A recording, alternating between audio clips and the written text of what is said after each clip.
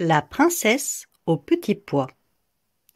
Il était une fois un prince, un vrai prince, qui voulait épouser une princesse, mais une vraie princesse, pour vivre dans un château, un vrai château.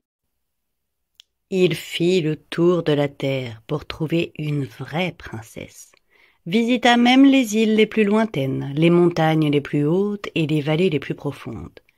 Et à la vérité, aucune ne ressemblait à une vraie princesse. En tout cas, pas au portrait qu'il s'en faisait. Des princesses, il n'en manquait pas. Il en rencontra de toutes sortes. Mais le prince ne pouvait jamais s'assurer si c'était de véritables princesses. Toujours, quelque chose en elles lui paraissait suspect. Il rentra chez lui tout triste et s'enferma dans son donjon.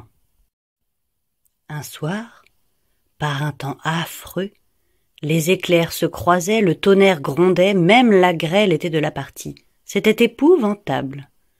On frappa à la porte de la ville, et le vieux roi, lui-même, leva la grille.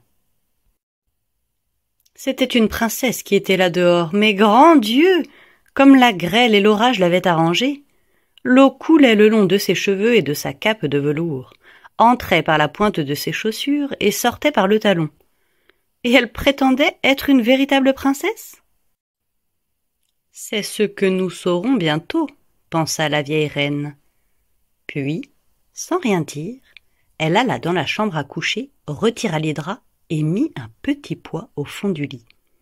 Elle mit ensuite 20 matelas par-dessus, elle mit encore 20 édredons de plumes qu'elle empila sur le tout. C'était la couche destinée à la princesse pour la nuit. Lorsque la princesse rejoignit sa chambre, elle s'étonna tout d'abord de la hauteur du lit. Elle enfila sa jolie chemise de nuit, démêla ses boucles blondes, puis emprunta la petite échelle pour atteindre le haut du lit et s'apprêta à passer la plus douce des nuits. Au matin, on lui demanda comment elle avait dormi. « Affreusement mal, répondit-elle. Je n'ai presque pas fermé l'œil de la nuit. Dieu sait ce qu'il y avait dans ce lit. J'étais couchée sur quelque chose de si dur que j'en ai des bleus et des bosses sur tout le corps. C'est terrible. » Tout le monde se réjouit d'une telle réponse. En effet, une peau aussi sensible ne pouvait être que celle d'une authentique princesse. On s'empressa d'annoncer le prochain mariage à travers le royaume, et les cuisinières se mirent à plumer la volaille.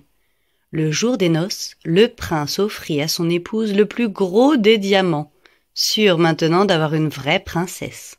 Et le petit pois fut placé dans un coffret de cristal, où on peut encore le voir, si personne ne l'a emporté.